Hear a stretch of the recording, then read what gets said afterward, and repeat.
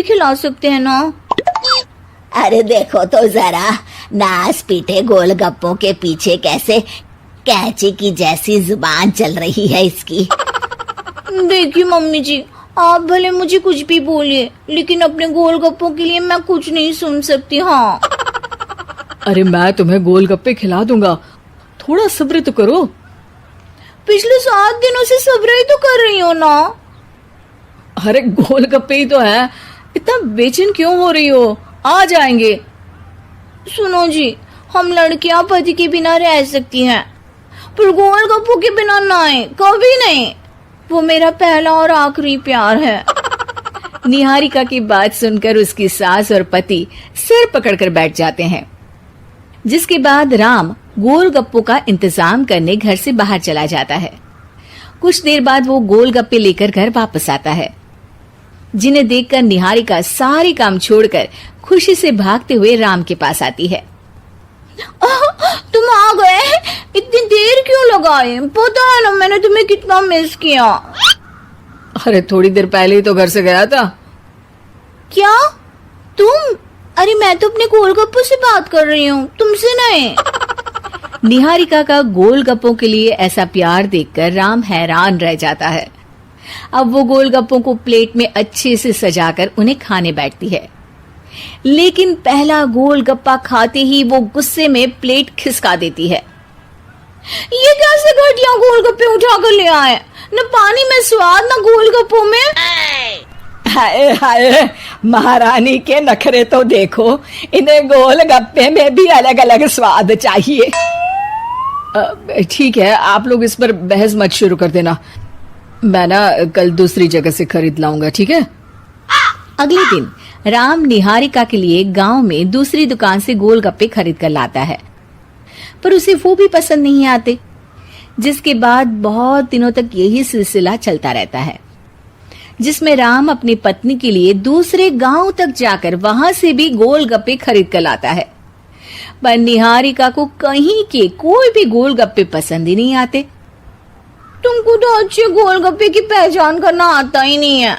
तुमको गोलगप्पे का प्यार पता ही नहीं है, तुमसे कुछ होता ही नहीं है। अरे तुमसे बहुत होता है तो तुम खुद कर लो ना। सास की बात पर निहारिका बैग पैक करके घर से जाने लगती है, जिस पर राम उसे रोकते हुए कहता है, अरे इतनी सी बात पर कोई घर छोड़कर जाता है क्या? मैं कल शहर जाकर तुम्हारी पसंद के गोलगप्पे ले आऊंगा, ठीक है? आपको कहीं जाने की जरूरत नहीं है, मैं ही शहर चली जाती हूँ और घर छोड़कर नहीं जा रही, गोलगप्पे खाने जा रही हूँ। ये कहकर निहारिका शहर में अपने पापा के घर चली जाती है, जहां पर वो सुबह के नाश्ते से लेकर रात के खाने तक में मन और पेट भर कर गोलगप्पे खाती रहती है, जिससे उसकी तबीयत खराब हो जाती है और उसे अस्पताल में एडमिट करना पड़ता है। फूड पॉइजनिंग है, जंक फूड बिल्कुल बंद करना होगा। लो, बहुत गोलगप्पे गोलगप्पे करती रहती थी, कर दिया ना गोलगप्पे ने बीमार। और खाओ अब। माँ, इसके बारे में हम घर जाकर बात करेंगे। कुछ दिनों में निहारिका ठीक होकर अपने ससुराल वापस आ जाती है, जिस पर एक बार फिर सास बहू की नोकझोंक शुरू हो जाती है। अब थोड़े दिन अपने प्यार से दूर रहना, नहीं तो इस बार सीधा भगवान के घर पहुंच जाओगी। इस बार सास की बात का कोई जवाब दिए बिना निहारिका अपने कमरे में चली जाती है। बीमार होने की वजह से निहारिका गोलगप्पे तो खा नहीं पाती, लेकिन अभी भी उसके मन में हर वक्त उन्हीं के ख्याल चलते रहते हैं। हाय मेरे प्यारे गोलगप्पे, इस कलमुए फूड पॉइजनिंग ने मुझे मेरे प्यार से दूर कर दिया। मेरे गोलगप्पों, मुझे तुम्हारी बहुत याद आ रही है। अगर मैंने तुम्हें खाया तो मम्मी जी तानों के ही गोलगप्पे बनाकर मुझे खिला देंगी। एक दिन निहारिका अपने चेकअप के लिए डॉक्टर के पास गई, जिसकी घर से निकलते ही राम रसोई में जाकर कुछ करने लगता है। शाम को निहारिका के घर वापस आते ही उसकी सास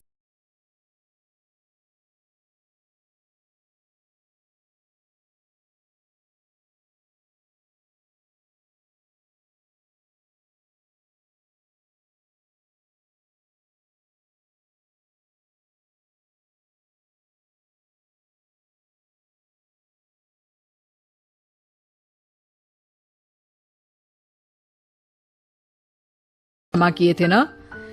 हाँ, वो तो फीस और प्रोजेक्ट के पैसे जमा किए थे। अभी तो अगले महीने एडमिशन फीस और किताबों के पैसे भी जमा करवाने पड़ेंगे। 40 से 50 हजार का खर्चा है।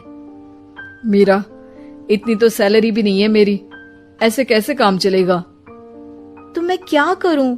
बच्चे को सरकारी स्कूल में डाल दूं?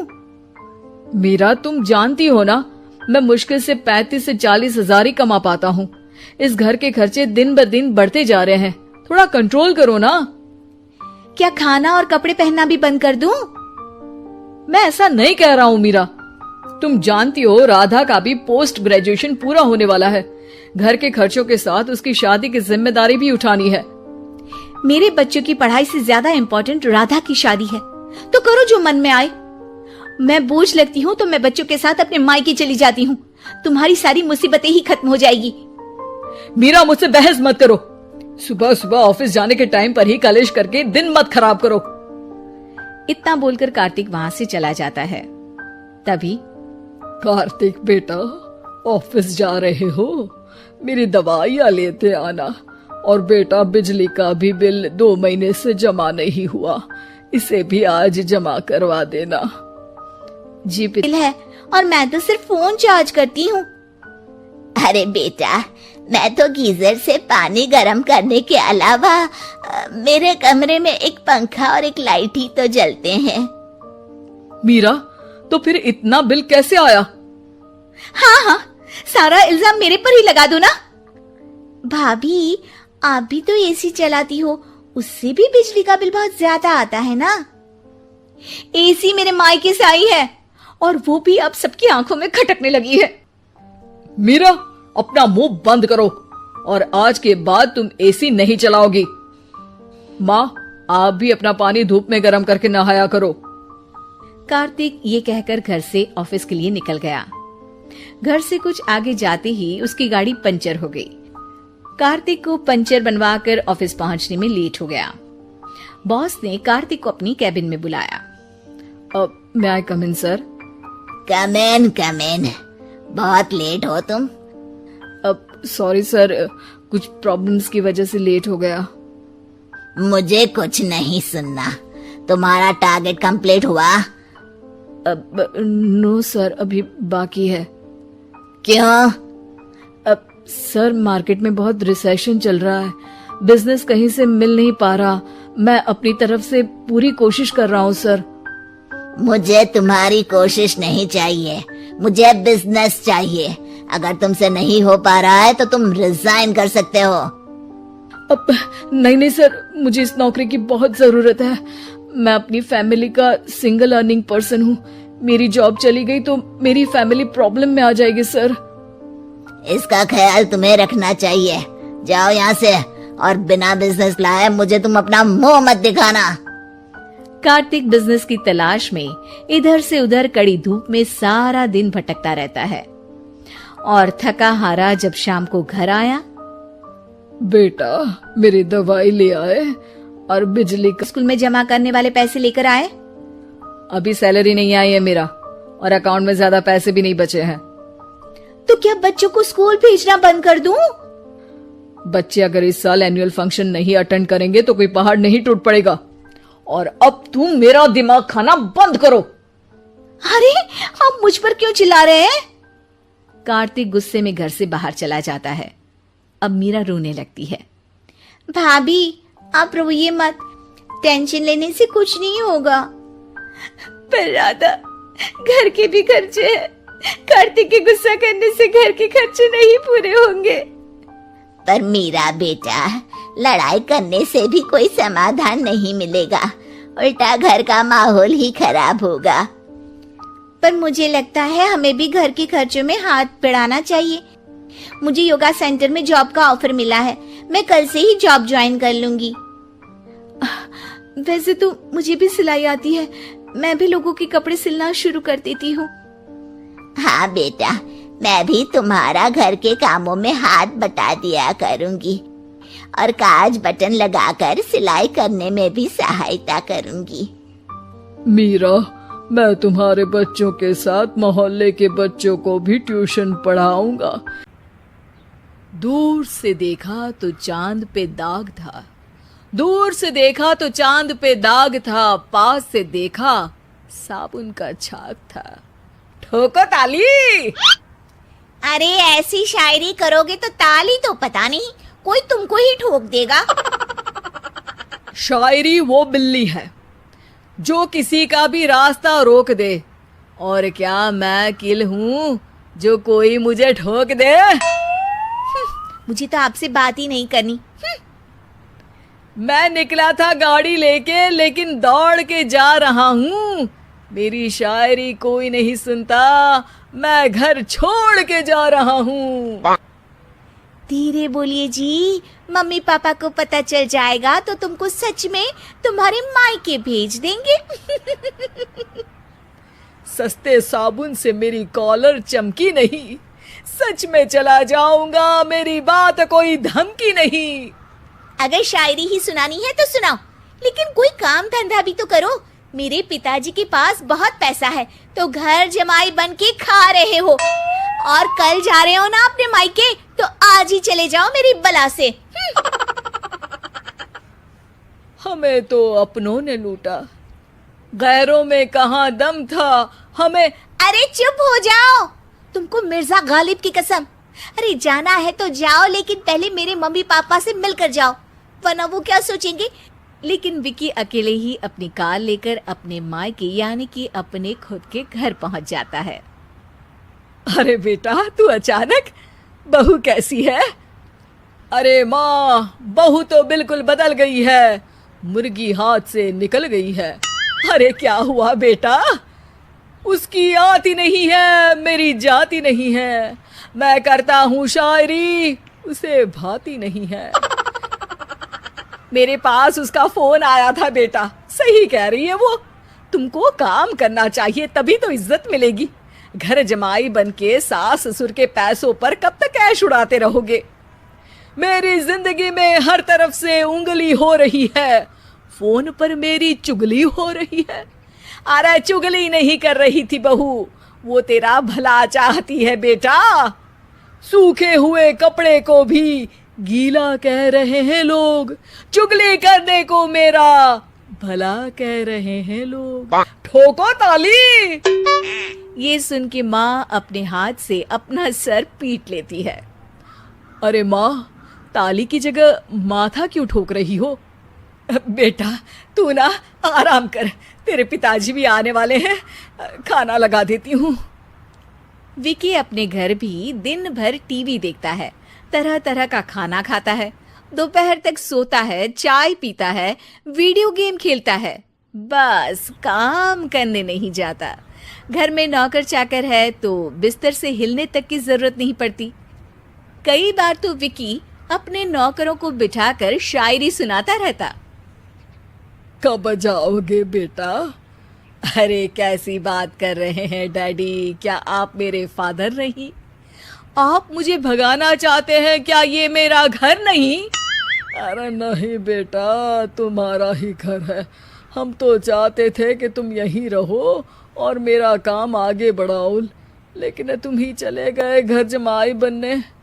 अरे मेहनत तो गधे भी करते हैं, मैं अच्छी किस्मत लेके पैदा हुआ हूँ। मैं घर जमाई हूँ, ससुराल का फूल गेंदा हुआ हूँ। ठोको ताली। पिताजी और माँ सच में ताली बजा देते हैं। ऐसा पहली बार होता है जब विकी की शायरी पर किसी ने ताली बजाई हो। अरे आप लोग सच में ताली बजा रहे हैं? हाँ हाँ बेटा, तुम्हारे ससुर का फोन आया था, बोला जब तक घर जमाई जी कोई काम ना करने लगे हमारे यहाँ मत भेजना। अब तू तो काम करने से रहा और तुझे रहना भी है हमारे घर में ही, करेगा भी शायरी ही, और बार बार ठोको ताली बोलेगा तो आदत डाल ही लेते हैं ताली ठोकने की। विकी उसी वक्त खड़ा होता है और बहुत गुस्से में सीधे ससुराल के लिए निकल जाता है। फिर से आ गए? लेकिन सुमन को देखते ही विकी पिघल जाता है। अब सुमन, आई एम सॉरी, आज से ना मैं सिर्फ शायरी ही नहीं बल्कि काम भी करूँगा। तुम अपने ऑफिस में बात कर लेना, कोई भी मेहनत का काम कर लूंगा। मैं घर जमाई बन के रहूंगा, लेकिन काम करूंगा और इज्जत से रहूंगा। मतलब सिर्फ तुम नहीं आए हो, तुम्हारे साथ तुम्हें अकल भी आ गई है। मैं अपने कारखाने का मैनेजर बनाता हूँ तुमको। कल से मेरे साथ चलना वहाँ। थैंक यू ससुर जी। थैंक यू से काम नहीं चलेगा, एक शायरी सुनानी पड़ेगी। है जरूर। ससुर के पास पैसा होते भी मेहनत जिसको भाई है, वही सच्चा दामाद है, वही अच्छा घर जमाई है। ठोको ताली। सब विकी की शायरी पर ताली ठोक देते हैं। शिक्षा, जब किस्मत आपको बहुत सारा दे दे। घर में उसके माता पिता भी रहते थे। सासू माँ, मैं बाहर मंदिर तक जा रही हूँ, आधे घंटे में आ जाऊंगी। अरे अभी कहीं जाने की जरूरत नहीं है, चुपचाप जाके रसोई में रात के खाने की तैयारी करो। और ये घूंघट क्यों हटा लिया है तुमने? क्या पता नहीं कि इस गांव में औरतें बिना घूंघट के नहीं रहती? रात में अंजलि छत पर जाकर अपनी मम्मी से बात कर रही होती है। तभी गांव की 3-4 औरतें उसे देख लेती है और दरवाजे पर आकर उसकी सास से शिकायत करने लगती है। और क्या हुआ? अरे छत पे तो देखो, आपकी बहू मटक मटक के किसी से फोन पर बात कर रही है। दिन भर फोन पे लगी रहती है। अरे कल तो मंदिर के पास वो क्या कहते हैं, सेल्फी ले रही थी। शहर की बहू रखना अच्छा शान की बात है, पर देखना इसके लक्षण से ये तो तुम्हारे परिवार को बदनाम ना कर दे। ये पहली बार नहीं था जब सास से गांव के लोगों ने अंजलि की बुराई या शिकायत नहीं की हो। अब तो ये रोज की बात थी। अंजलि ये सब सुन लेती है। जब वो नीचे जाती है तो मुकेश भी वहां आ जाता है। सास कहती है, बेटा, लोग घर आकर शिकायत करने लगे हैं बहू के कामों की, देख लो। पति हो, संयम से रखो इसे। माँ जी, मैं तो अपनी माँ से बात कर रही थी, क्योंकि यहाँ कोई बात करने लायक ही नहीं है। और अब मैं माँ के पास ही रहूंगी। वहाँ क्या रहना, वहाँ बाहर के लोग तो ठीक है, पर घर के लोग भी इज्जत ना दे सके। अरे नहीं अंजलि, ऐसा नहीं है, धीरे धीरे सब ठीक हो जाएगा, तुम फिक्र ना करो। अरे बस कुछ बोलना ही नहीं है, सर पे चढ़ा रखा है बहू को। सास मुकेश की नरम बात सुन के वहां से मुंह चढ़ाकर चली जाती है। मैं तो कहती हूँ हम दोनों शहर चले जाते हैं। मैं पढ़ी लिखी हूँ, मुझे वहाँ नौकरी भी मिल जाएगी, और थोड़े दिनों में आप भी वहाँ कुछ काम ढूंढ लेना। अरे नहीं अंजलि, हम यहाँ ना गांव का खेत, माँ पिताजी को छोड़कर शहर नहीं जा सकते। माँ पिताजी को कैसा लगेगा और गांव वाले क्या सोचेंगे? ये कहकर मुकेश सोने चला जाता है और अंजलि की गांव वालों द्वारा बुराई का सिलसिला बहुत दिनों तक चलता ही रहता है। लेकिन अंजलि गुस्सा ना दिखाते हुए समझदारी से काम लेती है। बारिश का मौसम चालू हो जाता है। जोरदार बारिश से पूरे गांव में हाहाकार मच जाता है।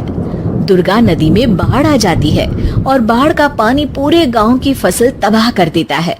फसल की ये हालत देखकर गांव वाले निराश हो जाते हैं और बात तो यहाँ तक पहुँच जाती है कि कुछ लोग तो अंजलि को इस सब का दोषी ठहरा देते हैं। अरे पूरी फसल तबाह हो गई, पता नहीं किसकी नजर लग गई है। अरे जब से चौधरी परिवार में ये शहर की बहू आई है ना, तब से ही गांव की शांति चली गई है। इसके कर्म कांड से माँ दुर्गा नदी भी खुश नहीं है। ये सब सुनकर बेचारी अंजलि रोते हुए अपने घर चली जाती है। कुछ दिन बाद सभी गांव वाले अपनी फसल का मुआवजा लेकर अपने अपने घर आते हैं। मुकेश भी 1500 लेकर आता है। अंजलि को जब पासबुक दिखाता है तो अंजलि हैरान हो जाती है। अरे ये पासबुक में तो उन्होंने 4000 की एंट्री करी है और आपको सिर्फ 1500 दिए।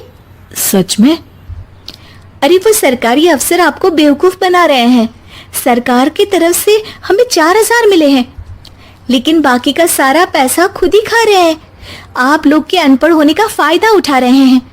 ये सब सुनकर मुकेश परेशान हो जाता है, लेकिन अंजलि उसे हिम्मत से काम लेने को कहती है और सुबह होते ही मुकेश को पंचायत कार्यालय ले जाती है और साथ में गांव के और लोगों को भी। आप सरकारी बाबू क्या गांव के लोगों को बेवकूफ समझते हैं? आपको क्या लगता है ये पढ़े लिखे नहीं है तो आप कुछ भी मनमानी करेंगे? ये बेचारे दिन रात इतनी मेहनत करते हैं, ये हमारे अन्नदाता हैं और आप इनके साथ ऐसा धोखा करते हैं। अरे क्या बके जा रही है ये लड़की, किस धोखे की बात कर रही है? अपने कांड करके नदी माँ को नाराज करके हमारा नुकसान करके इसे चैन नहीं मिला क्या? सरपंच जी, इन सरकारी बाबू ने मुझे बेवकूफ बनाया है और मेरे हिस्से के पैसे खुद चट कर गए। बस ये सुनते ही सरपंच वहां से दुम दबाकर भाग जाता है। पता चलता है कि जनपद अधिकारियों ने गांव के सरपंच के साथ मिलकर सबके साथ धोखा किया है। सब लोगों का विरोध शुरू हो जाता है और आखिर में अधिकारी सब गांव वालों के हिस्सों के बचे हुए पैसे उन्हें लौटा देते हैं और कई दिन तक सरपंच गांव में लौटता ही नहीं। अंजलि, तुम नहीं होती तो हम गांव वालों को तो पता ही नहीं चलता कि ये हमें हर बार बेवकूफ बनाते हैं। हाँ हाँ अंजलि बेटी, हमें माफ कर दो। हम सब तुम्हें बुरा भला कहते रहे, लेकिन तुमने ही आज हमें बेवकूफ बनाने से बचाया है। हमें तुम पर गर्व है बेटी। अब समझ आया कि सरपंच तुमसे नहीं, तुम्हारे पढ़े लिखे होने से नफरत करता था। क्यों ना इस बार